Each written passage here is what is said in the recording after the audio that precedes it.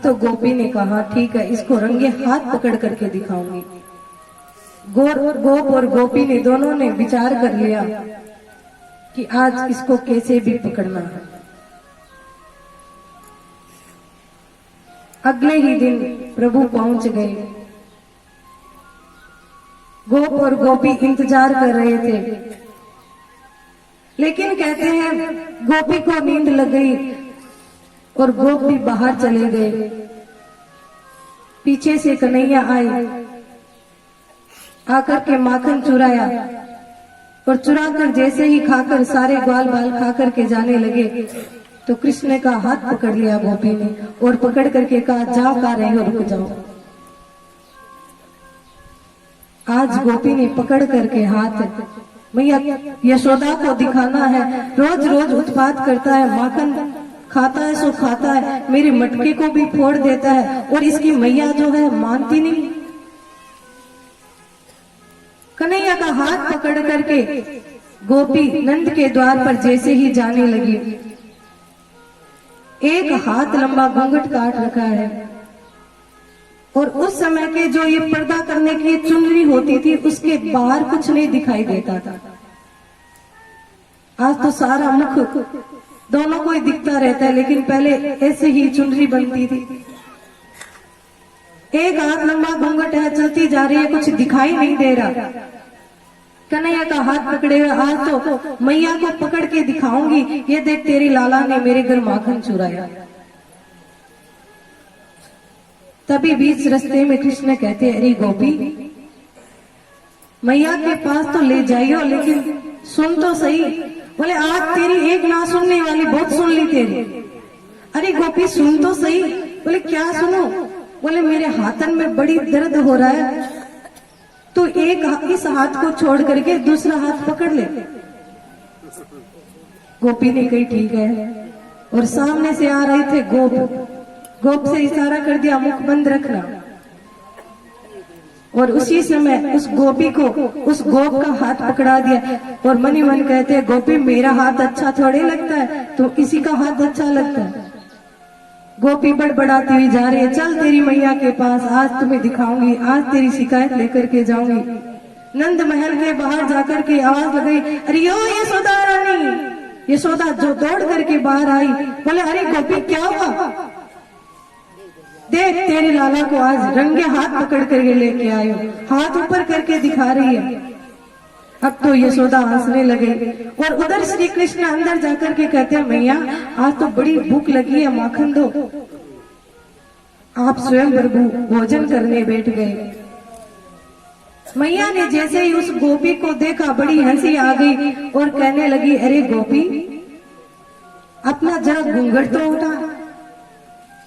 गोपी ने जैसे ही घूंघट उठाया और देखा पास में कोई कृष्ण नहीं है, अपना ही पति खड़ा। जैसे ही अपने पति को देखा शर्मा गई, वहीं से चली गई सीधा अपने घर की ओर। अब तो कृष्ण का जो हाव भाव और बढ़ गया और अत्यधिक चोरी करने लगे और अत्यधिक नटखट करने लगे। अब तो सभी गोपियों के घर जाने लगे, चोरी करने लगे, क्योंकि अब मैया किसी की मानती नहीं ना। मैया तो कहती है मेरा कृष्ण तो बोला बाला है, किसी के घर जाता ही नहीं। फिर से भगवान अपनी टोली को लेकर के गोपियों के घर गए और उनके घर जाकर के माखन चोरी करते हैं। अगले दिन फिर गोप और गोपी कहते इस बार हम दोनों पकड़ करके दिखाए। दोनों गोप और गोपी बैठ गए, इंतजार कर रहे हैं। पीछे से खिड़की को खुला रखा और माखन को ऊपर छींके पर टांग दिया। बहुत देर हो गई, गोप और गोपी दोनों को आंख लग गई और जैसे ही आंख लगी पीछे से कृष्ण आए, पूरी मंडली को पहले माखन खिलाया। माखन खा करके स्वयं माखन खाया और उस मटके को नीचे गिरा दिया। जैसे ही मटके की आवाज सुनी, गोप और गोपी दोनों हड़बड़ाकर उठे और उससे पहले ही कृष्ण ने क्या किया, गोप की मूंछ को पकड़ा और गोपी की चोटी को पकड़ा और बांध दिया। अब जैसे ही दोनों पति पत्नी उठ करके भागने लगे तो गोप इधर भागे, गोपी की चोटी खींचे, और गोपी इधर भागे, गोप का जो मूंछ है वो खींचे। अब गोप कहता है, अरे अरे पगला गई हो, क्या करती हो? अरे गोपी कहते, अरे छोड़ो जी, क्या कर रहे हो? दोनों अरे अरे में रह गए और भगवान कृष्ण बाहर से दरवाजा बंद करके कुंडी लगा करके चले गए और आवाज लगाते हैं, अपनी देख लेना, जो लोग आकर के खोलेंगे वो क्या समझेंगे, और स्वयं चले गए। अब तो दोनों बड़े परेशान, बोले आज मैया से जाकर के शिकायत करेंगे। पीछे से गोप को बाहर से आवाज लगाई, अरे भैया आकर के खोला, और मैया को बुलाना देने जाते हैं। मैया, तुम्हारा जो कृष्ण है बड़ा ही उत्पाती हो गया है, स्वयं माखन खाता है, सो खाता है, अपने साथियों को खिलाता है, सो खिलाता है, कोई बात नहीं, लेकिन पता है मैया, बंदरों को भी खिलाता है, किसी को भी नहीं छोड़ता, सारे जीव जंतुओं का ये माखन खिलाता है। मैया को उलाना देने लगी, चित चोर मेरो माखन खाए गयारी, चित चोर मेरो माखन खाए गयारी, चित चोर मेरो माखन खाए गयारी, कछु खायो कछु नीचे गिरायो, कछु खायो कछु नीचे गिरायो, कछु बंदर को खिलाए गयारी, चित चोर मेरो माखन खाए गयारी, चित चोर मेरो माखन खाए गयारी।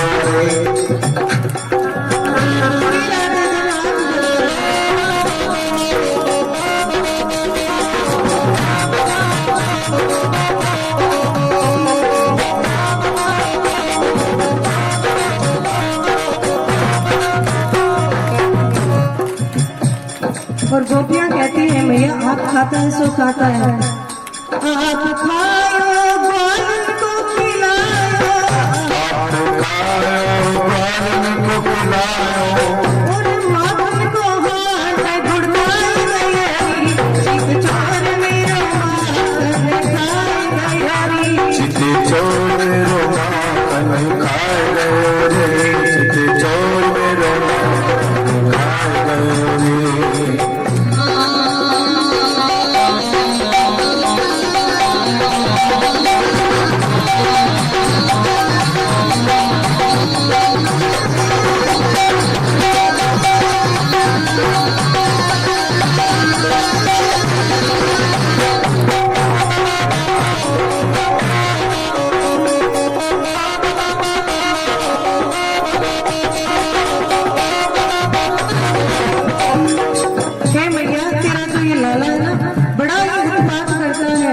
सभी को खिलाता है, सो खिलाता है, कोई बात नहीं, लेकिन हमारी मटकी तोड़ देता है, माखन नीचे गिरा देता है। मैया ये बात हमें बर्दाश्त नहीं होती। मैया वो कोई और नहीं, वो तुम्हारा ही लाला है। आज मैया को जैसे ही शिकायत की, आज मैया को गुस्सा आ गया, क्रोध आ गया। हर दिन ये क्या है, लाला तो अभी तक समझता नहीं है। तुम्हारे घर में माखन की कमी है क्या? जो नित्य नूतन तुम्हारी जो शिकायतें आती रहती है, मैं उससे बड़ा तंग आ चुकी हूँ। आज मैया ने बाल कृष्ण को बहुत सुना दिया। आज तो भगवान भी रुष्ट हो गई और कहा, मैया को शिकायत करती है, पहले तो मुझे बुला लेती है और मैया से कहती है माखन खा गया, ये कर गया। अब तो भगवान कृष्ण ने जाना बंद कर दिया, क्योंकि मैया दुखी हो गई और भगवान कृष्ण मैया को दुखी देखना नहीं चाहता। मन ही मन भगवान गोपियों से रूठ गए और मन ही मन कहते, क्यों नहीं मैया से शिकायत करती हो।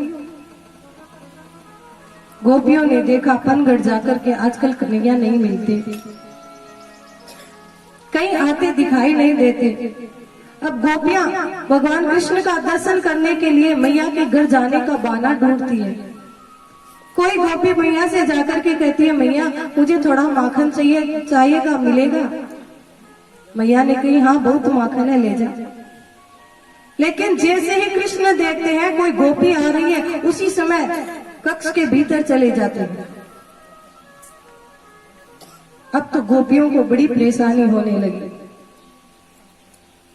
गोपियां मन ही मन दुखी हो गई, क्या करें। एक गोपी आकर के रोने लगी और कहने लगी, मैया आजकल कन्हैया कहाँ रहता है, दिखाई नहीं देता। मैया ने कही, कन्हैया आए तो तुम्हें दुख, न आए तो तुम्हें दुख। अरे गोपियों सच सच बताओ, तेरा क्या करूं।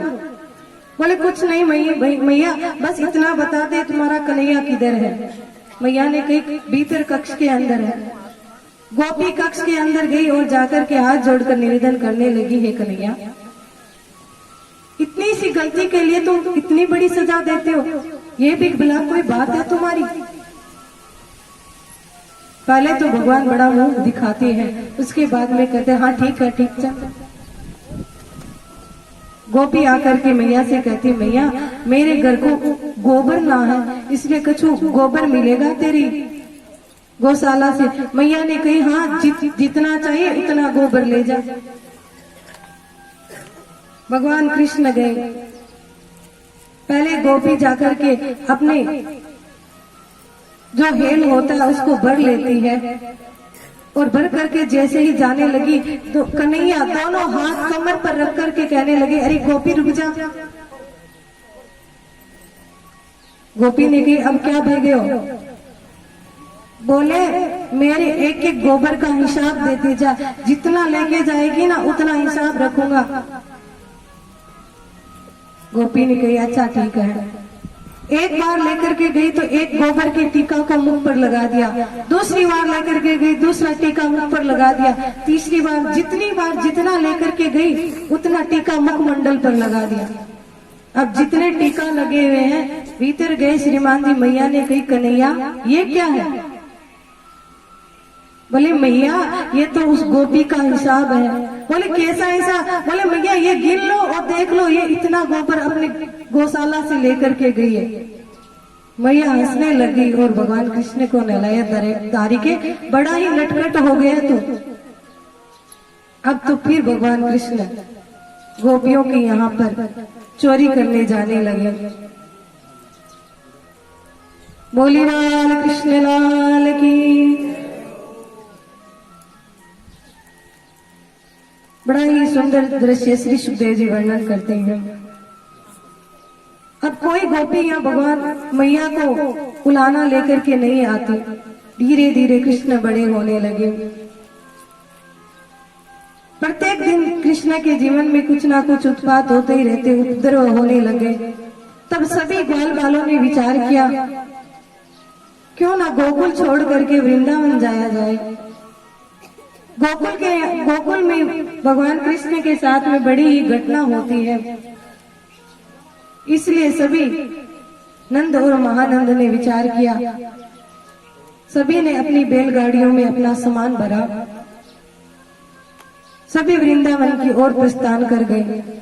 बड़ा ही सुंदर वृंदावन, हरी हरी घास है, वहां पर प्रभु जाकर के रहने लगे। यमुना तट पर बड़ा ही आनंद मिलता। कन्हैया बड़े हुए और आज मैया से हट करने लगे। हे मैया मुझे भी गोचारण के लिए जाना है, मुझे भी अपनी गायों को चराना है। मैया ने कही कन्हैया निक रुक जा, तू भी छोटो सो है। कन्हैया ने कहा मैया तो को छोटो दिखो और सब गोपियां कितना कहते कन्हैया तू बड़ो भय गयो, बड़ो भय गयो, अब कछु काम वाम कर ले। मैया ने कही ना लाला अभी तू छोटो है, नेक रुक जा। आज तो कन्हैया हट करने लगे। ना ना मैया मेरे को तो गैया चरानी है। मैया ने कहा कन्हैया रुक जा, अच्छा सा कोई मुहूर्त देखेंगे, पंडित जी को बुलाकर मुहूर्त निकलाएंगे, उसके बाद में तुम्हें गाय चारण के लिए जाने दिया जाएगा। कन्हैया ने कहा मैया आज से अच्छा मुहूर्त क्या होगा। और नारायण कार्तिक शुक्ल पक्ष की गोपाष्टमी अष्टमी तिथि को प्रभु ने बछड़े चराना प्रारंभ किया। आज मैया ने बड़ा ही सुंदर श्रृंगार किया कन्हैया का। मस्तक पर मोर पंख लगाया, कमर में करधनी को बांधा, धोती पहनाई, हाथ में लकड़ी को दिया, पूरा ग्वाल बाल का वेश बनाया और मस्तक पर तिलक किया, पूजन किया कन्हैया का और अनुमति प्रदान की, जाओ गोचारण लीला के लिए। जैसे ही मैया पादुका लेकर के आई, बोले कृष्ण ये पादुका पहन करके जाओ, नाश्ता लेकर के जाओ, और ये जो छत्ता है ना, ये जब धूप आएगी तुम्हारी रक्षा करेगा, इसे लेकर के जाओ। आज कन्हैया ने मना कर दिया, मैया तो मुझे पादुका पहनाना चाहती हो? यदि मुझे पादुका पहनाओगी तो तुम्हें इन सारी गौओं बछड़ों को पादुका पहनाना पड़ेगा। क्या तुम्हारे पास है? पहना दोगी? बड़े हठी है बाल कृष्ण में।